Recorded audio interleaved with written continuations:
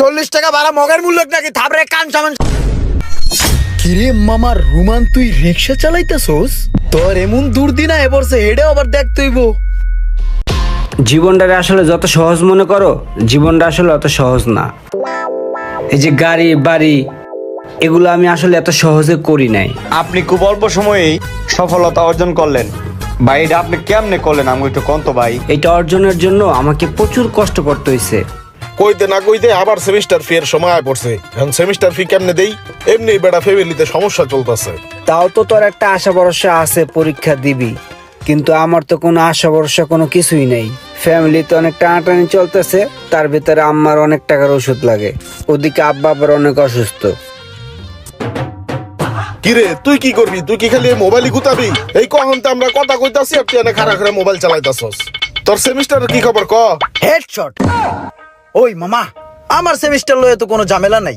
আরে semester fee 40,000 টাকা, আব্বারে কইছে 80,000 টাকা লাগবো, আর আব্বাই 85 পাড়াই দিছে বুঝছস। কম্পিউটারের দোকানের ওই মামা আছে না, ওই মামারে কইছি মামা একটা ফেক রিসিট বানাই রেখো, মানে রিসিট আব্বারে পাঠাই দিব। ওটার পাঠাই দিব, আব্বা ঠান্ডায় দিকে আমিও ঠান্ডা বুঝছস। এনজয় করবো, এনজয় করার লেগে আইছে এই জায়গায়। বাপ আছে দেহা বাচ্চা গেলি, আমরা কি করবো কস্তাকে? কি আর করবো, দেই কপালে আল্লাহ যা রাখছে তাই হবে। চল সামনে চল। হুন সবাই রে রিভাইভ দিবি বুঝছস। বাপের একটা হোটেল থাকলে রিভাইভ কেন, সব ভাইবে দেয়া যায়। কিভাবে কি করব কিছু বুঝতেছিলাম না, বাধ্য হয়ে আমি একদিন রিক্সা নিয়ে বের হই। লুকান্নাডারে হেডশট দে। ওই মামা টান দাও।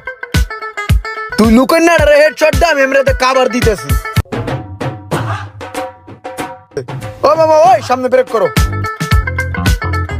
আমি দেখতাছি, তুই বাকনামি করিস না। তুই দে আমি দেখতাছি রে ভাই। ওই ভাড়া কত? 40 টাকা। 40 টাকা ভাড়া মগের মূল্য নাকি থাপড়ে কান সামান। কিরে মামা রুমান, তুই রিক্সা চালাইতেছস? তোর এমন দুর্দিনা এবারছে হেডে আবার দেখতেইব। তাহলে কিন্তু মামা ব্যাপারটা খুব ভালো লাগতাছে। দাঁড়া তাহলে 40 টাকায় দিতাছি। না তোর 40 টাকা দিলে আমার খারাপ লাগবে, 50 টাকা এলো। একটা সময় আমার এক বন্ধু আমাকে বুদ্ধি দিল। কিরে বেটা তুই বলে রাস্তায় রিক্সা চালাস? হ্যাঁ রিক্সা চালাই, রিক্সা চালানো খারাপ নাকি? চুরি তো আর করতেছি না। আরে ভাই তুই খারাপ ভাবে নিতাছস কে? তোরা তো আমি খারাপ ভাবে বলি নাই। শোন তুই একটা শিক্ষিত মানুষ, তোর লগে ওই রিক্সাটা যায় না। ভাই তুই আমার ফ্যামিলির অবস্থা জানোস, যে আমার ফ্যামিলি কি কন্ডিশনে আছে। এই মুহূর্তে আমি কি করবো ক? এখন রিক্সা যদি আমি না চালাই তাহলে আমার পড়াশোনা চালাইবো কে, আর আমার ফ্যামিলিটা চালাইবো কে? বাধ্য হইয়া আমাকে রিক্সা চালাইতে হয়। এটা না করে অন্য কোনো কাজ ধর। আর এই রিক্সার কোনো ভবিষ্যৎ নাই। তোর এমন একটা কাজ করতে হইব ধর যেটাতে একটা ভবিষ্যৎ আছে, একটা হাতের কাজ শিখ। তুই যতটা ইজি কস, ব্যাপারটা আসলে এতটা ইজি না। কি এমন হাতের কাজ আমি করবো? আমার তো কিছু জানাই নেই যে আমি কি হাতের কাজ করবো। আচ্ছা শোন, আমি একটা জায়গায় যোগাযোগ করছি, ওইখানে হাতের কাজ শিখায়, মোবাইল ট্রেনিং সেন্টার। এখন তুই আমার লগে চল, যে ওই জায়গায় কথা কয়ে দেখ, যদি ভালো মনে হয় তাহলে ওই জায়গায় তুই কাজ শিখলি। আর এইভাবে রিক্সা মিক্সা চালাইলে মানুষ তোরে নিয়ে হাসাহাসি করবো। তুই একটা শিক্ষিত পোলা। ঠিক আছে চল, দেখি কি হয়। চল। এই তো মোবাইল বাংলাদেশ। হ্যাঁ এটাই মোবাইল বাংলাদেশ। চল ভিতরে যায় কথা কই। ভাই আসসালামু আলাইকুম। ওয়ালাইকুম আসসালাম। আসতে পারি? জি আসেন। এখানে কেমন আছেন ভাইয়া? এই তো আলহামদুলিল্লাহ। তো কি সেবা করতে পারি বলেন? ভাইয়া আমরা আসলে আসছিলাম একটা ইনফরমেশন জানার জন্য। কি ইনফরমেশন বলেন? ভাই আমি আসলে একটা প্রাইভেট ইউনিভার্সিটিতে পড়াশোনা করি, তো আমি চাচ্ছিলাম যে পড়াশোনার পাশাপাশি একটা হাতের কাজ শিখতে। তো আমি শুনছি যে আপনারা মোবাইল বাংলাদেশ নাকি মোবাইল সার্ভিসিং এর উপরে একটা ট্রেনিং দিয়ে থাকেন। তো আমিও মোবাইল সার্ভিসিং এর কাজটা শিখতে চাচ্ছি, সেজন্য আর কি আপনার কাছে আসা। তো আপনাদের এই মোবাইল বাংলাদেশে কাজ শেখার সিস্টেমটা কি একটু বলবেন? যদি একটু ডিটেইলসটা আমাকে বলতেন। আমাদের এখানে হচ্ছে 3 মাসের কোর্স। তার মধ্যে হচ্ছে আমাদের ট্রেনিং সেন্টারে 2 মাসে হাতে কলমে কাজ শিখাবো, আর 1 মাস হচ্ছে আমাদের শপে ইন্টার্নি থাকবে। এখানে শিখতে পারবেন ব্যবসায়িক সকল আইডিয়া, ও পাশাপাশি আমরা 2টা সার্টিফিকেট প্রোভাইড করতেছি। একটি হচ্ছে মোবাইল বাংলাদেশের পক্ষ থেকে, আরেকটি হচ্ছে গভর্নমেন্ট অনুমোদিত সার্টিফিকেট। যারা নতুন ঢাকা আসতেছে তাদের জন্য থাকা খাওয়ার সুব্যবস্থা আছে আমাদের কাছে। ও আচ্ছা আচ্ছা। আচ্ছা ভাইয়া, আপনাদের এখানে ভর্তি হওয়ার পেমেন্ট সিস্টেমটা কি? ভর্তির নিয়ম হচ্ছে প্রথমে আমাদের ফর্ম ফিল আপ করতে হবে, তার পাশাপাশি আমাদের যে এগ্রিমেন্ট অনুযায়ী টাকা সেটা পেমেন্ট করতে হবে। 24, 25, 26, 27, 28, 29, 30। ভাই লোন এই জায়গায় 30 আছে। এই যে ভাই আমার টাকাটা। স্যার আমরা কবে থেকে ক্লাস শুরু করব? আগামীকাল থেকে তাহলে তোমরা ক্লাস শুরু করো। মোবাইল বাংলাদেশ ট্রেনিং সেন্টার থেকে আমি আপনাদের সাথে আছি সাকিব। আজকে আপনাদেরকে শিখাবো ক্যাপাসিটর কি ও তার ব্যবহার।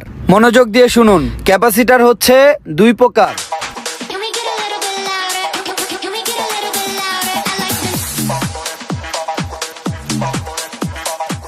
সেখানে খুব মনোযোগ সহকারে 3 মাস আমি ট্রেনিং নিলাম। 3 মাস ট্রেনিং নেওয়ার পর সেই মোবাইল বাংলাদেশে আবার কাজের জন্য জয়েন হলাম। ইচ্ছা শক্তি থাকলে যে মানুষ আগাইতে পারে, এই ছেলেটা তার প্রমাণ। অল্প কিছুদিনের মধ্যে খুব সুন্দর কাজ শিখে গেছে। এবং মোবাইল বাংলাদেশে কাজ করে প্রতি মাসে সেখান থেকে ভালো একটা স্যালারি পাওয়া শুরু করলাম। আর আস্তে আস্তে টাকা জমানো শুরু করলাম। সেই টাকা জমিয়ে একটা দোকান দিলাম, পাইটু ইলেকট্রনিক্স। আর আজকে আমার পাইটু ইলেকট্রনিক্স নামে প্রায় 10টা শপ। তারপরও কিন্তু আমার মনে একটা আফসোস রয়ে গেছে, কারণ যে স্বপ্ন নিয়ে সেদিন আমার বাবা মা আমাকে পড়াশোনা করাইছিল, তাদের সেই স্বপ্নটা হয়তো আমি বাস্তবে পূরণ করতে পারি নাই। আজকে আমার সব কিছুই আছে, কিন্তু আমার বাপ মা নাই। আমার যদি 1000 কোটি টাকাও হয়ে যায় না, তারপরে এই কষ্টটা আমার মন থেকে যাবে না। সময় থাকতে যদি আল্লাহ মানুষকে সব কিছু দিত, তাহলে হয়তো এই পৃথিবীতে অপূর্ণতা বলতে কোনো কিছু থাকতো না। এখন যদি সারা দুনিয়ার সম্পদ আমার হয়ে যায় না, তাহলে আমি ওই তৃপ্তিটা পাবো না যে তৃপ্তিটা আমি আমার বাপ মাকে সম্পদ দেখায় পাইতাম। দোয়া করি পৃথিবীর প্রত্যেকটা মানুষকে আল্লাহ তাআলা সম্পত্তি দান করুক, তবে সেটা তার বাপ মা পৃথিবীতে বেঁচে থাকতেই করুক। না হলে ওই সন্তানগুলো না কপাল পোড়ার মতো সারা জীবন কষ্ট বুকে নিয়ে পথ চলবে।